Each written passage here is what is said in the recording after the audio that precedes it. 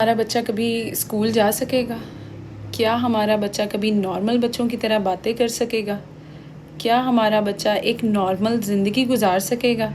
ये इस तरह के क्वेश्चंस हैं जो कि जब बच्चा सबसे पहले ऑटिज़म का डायग्नोसिस रिसीव करता है या असेसमेंट के बाद उसे वो डायग्नोसिस मिलता है, तो जो सबसे पहले क्वेश्चन पेरेंट्स के दिमाग में आते हैं वो यही होते हैं कि क्या इसकी लाइफ बाकी जो उनसे इसके सिबलिंग्स हैं या बाकी जो सराउंडिंग में बच्चे हैं, क्या उनकी तरह इनकी लाइफ हो सकती है?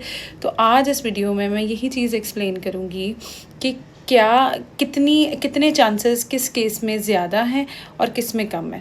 सबसे पहली चीज़, जब आपके बच्चे को ऑटिज़म का डायग्नोसिस मिलता है उसमें सबसे ज़्यादा इम्पॉर्टेंट जो चीज़ होती है वो ये होती है, दैट इज़ कि आपके बच्चे का लेवल कौन सा है।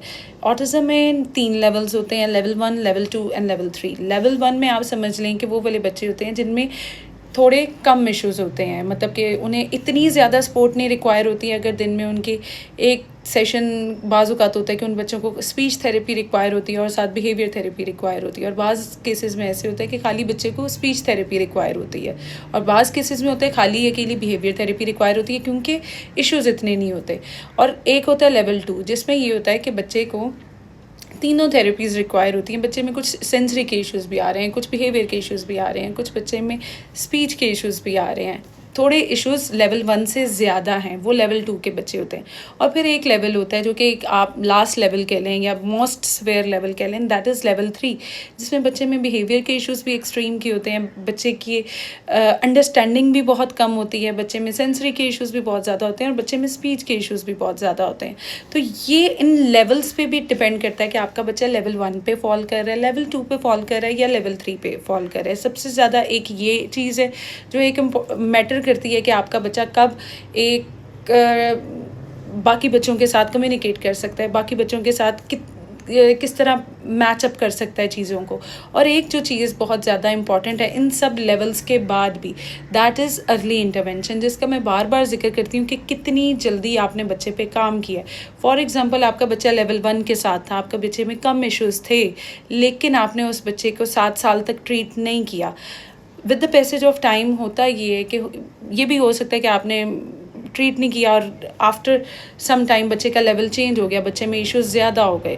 अब ये है कि आपने 10 साल तक नहीं ट्रीट किया, अब आपका बच्चा सेवेरिटी में जाने लग गया, अब आपका बच्चा लेवल 3 पे जाने लग गया। तो इसमें अर्ली इंटरवेंशन भी पार्ट प्ले करती है कि आपकी पहली चीज़ कि आपके बच्चे का लेवल क्या था, दूसरी चीज़ ये कि कितनी जल्दी आपने उस बच्चे के साथ काम किया था। क्योंकि जितना आप वो फिर कोई भी लेवल हो, आप उसको अगर जितना लेट करते जाते हैं, बच्चे के मसले मसाइल बढ़ते जाते हैं और कॉम्प्लिकेशंस बच्चे के लिए बढ़ती जाती हैं, और उन कॉम्प्लिकेशंस बढ़ने की वजह से बच्चों के हमारे इस इन्वायरमेंट में उनके आप कह लें कि उनके लिए चैलेंजेस और ज़्यादा होते जाते हैं। तो हमने उन चैलेंजेस को अगर मिनिमाइज़ करना है तो उसमें हमने इन चीज़ों को देखना है। एक चीज़ कि अर्ली इंटरवेंशन, जितनी जल्दी हमें चीज़ों का पता लग रहा है उतनी जल्दी उन्हें ट्रीट किया जाए। दूसरी चीज़ जो इम्पॉर्टेंट होती है, दैट इज़ द लेवल।